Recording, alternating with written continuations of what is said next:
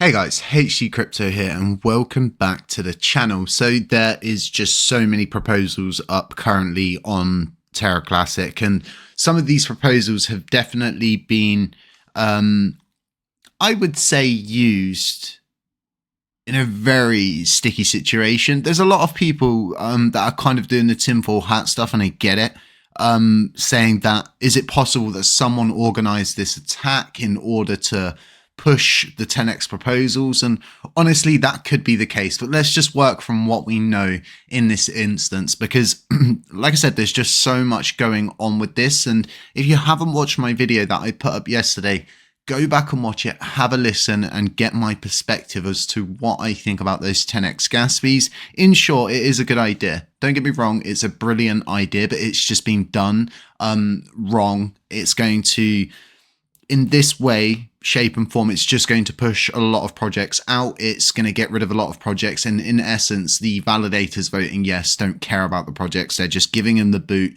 regardless of the circumstances. That it's very problematic when I come down to it. There's not really any words that I can put together to describe just how big of a kick in the nuts this is for project owners, especially like myself. But this isn't about me. So let's get up LUNC Dash. Let's have a look. So the 10x gas fees are very close to passing. It is at a point now where it is passing, and every vote is going to count from this point onwards. If you're not staking with a decent validator who doesn't pride themselves on greed, okay, figure it out. You're going to need to support better validators moving forward if you're not already. So proposal to decrease the max block size, we're definitely going to have to do this. In essence, this is part of the solution to that problem of the attack. And what was happening is I could show you guys a video of the attack actually happening on Debian, where we're actually watching the transactions go by on the chain, and you see the huge transaction go through, and they're just filling up a smart contract as much as they can. And in essence, we all have a certain amount of disk space on our validators.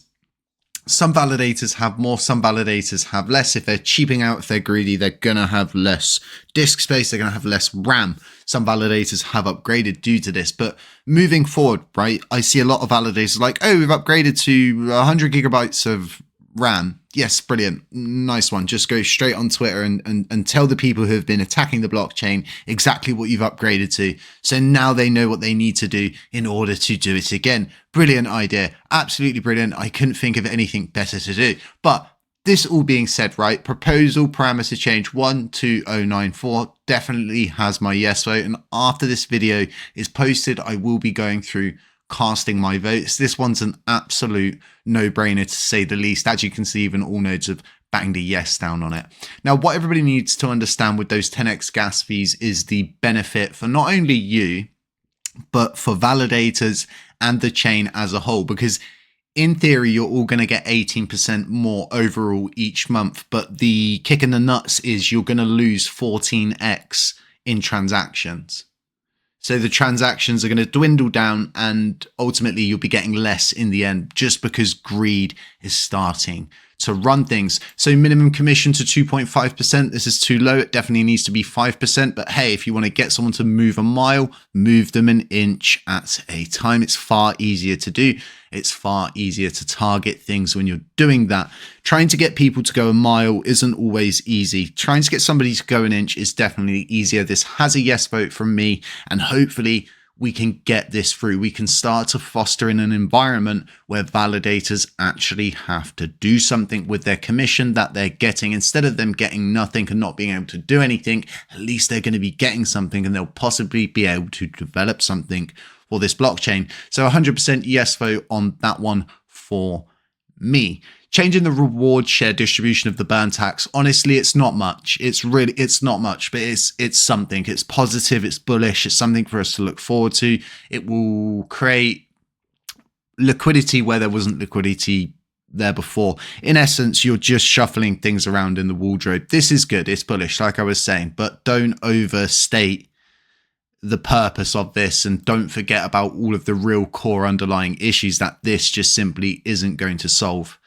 much. It's not going to fill up the Oracle rewards pool, and it's not going to, you're just shuffling around the liquidity that you already had. It's just going to be putting it in new places, so to speak. So here we go, the IBC core client upgrade v1 client update proposal.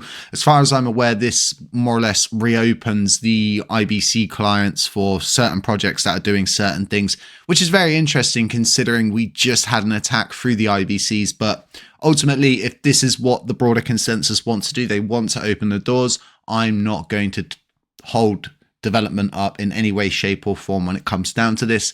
So we will vote yes. So as you can see, it's definitely going to be a yes, no, yes, yes, yes. Pretty simple moving forward. Now, everything that's going on, what happens, and this is what a lot of you are going to be thinking, that's why I've left it for the end of this. What happens with all of this? How does this process work? Is this going to be a parameter change, Jay? Tell us what rabbits are going to come out of the hat. This is a manual process. This is the correct way you need to put this proposal up. And what is going to happen is there will be, if it passes, there should be a broader coordination between all validators, endpoint providers across the board, because this is a totally manual job where we all have to go into our nodes and we all have to set that gas fee as 10x higher, and we all have to agree on that as a consensus, and all nodes will have to change that on their endpoints that they run, which cost them money. So you can see how beneficial this is for a lot of people, right? For a lot of people. The only people this isn't beneficial for right now is project holders. And there should have been a whitelist prepared beforehand so that there was a flat gas fee strictly for projects that want to remain on the chain and keep building. So like I said, what to expect when this ends? What should happen is there should be a broad engagement between all validators, not that I know if there will be, and they should all coordinate this together. It needs to be done in the same way we would all update our nodes, and there would have to be a certain amount of a consensus that agree that the gas fees are now 10x higher, and all of those not running those 10x gas fees would then be running on a system that's not agreed to by consensus. So once again, this is totally manual across the board. There is no automation in this whatsoever. It's all manual across the board. And that is the rabbit out of the hat when it comes down to this. So like I was saying, I'm for this. This is the weirdest thing about this situation is I'm for this, but we just have to do things correctly. Like we can't keep doing this. And these validators that are voting yes have failed their duty to this blockchain and to the projects that are developing on it and keeping it alive for them whilst they stand around and they do nothing. They do literally nothing. They have nothing. They only have gains to make through their validators. This is beneficial for them and they just don't care about projects. And that's detrimental because the possibility is the amount of money it would cost to get someone to develop a whitelist. By the time that happens, it's probably going to be 2-3 months down the line. Projects like that, I don't have time to wait 3 months to get a project whitelist up and online so I can continue running my project on this chain and continue supporting it whilst all of these guys bleed the blockchain out. Nobody's going to do that.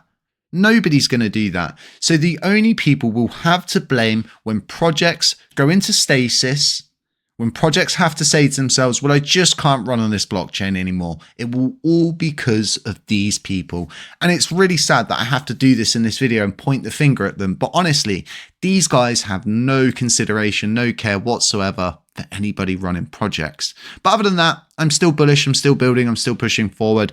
But we have to react to what is put in front of us. Other than that, there's not much else we can do. There really isn't. We spent 2 years going around trying to talk to all of these validators, trying to get them to work together and work for the blockchain and push it forward together.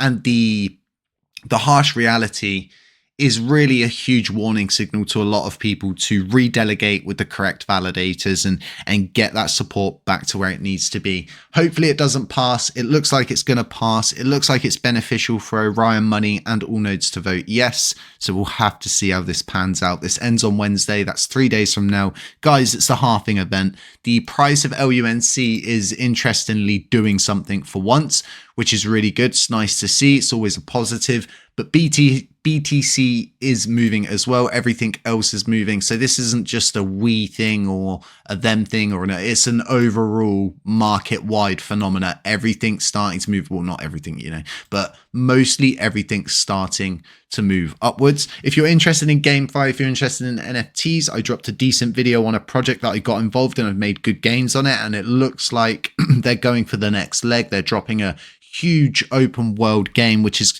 really good. It's a huge team, around 200 people. They're real people. It was a really interesting kind of few months for me supporting the project behind the scenes and just sort of being an everyday investor, buying an NFT, buying the coins, playing the game and really kind of aping into it. But yeah, it's all very interesting stuff. The market looks like it's going to be moving up. If anything, right, if we look at this historically, we would say to ourselves, this is an accumulation zone, and mostly everything moved up in the last bull run except XRP. So never ever think to ourselves that we're going to be downtrodden and in the gutter, because that might not always be the case. We just have to take the days as they come. But other than that, guys, stay safe, stay humble, stay aware, and as always, I'll catch you in the next one.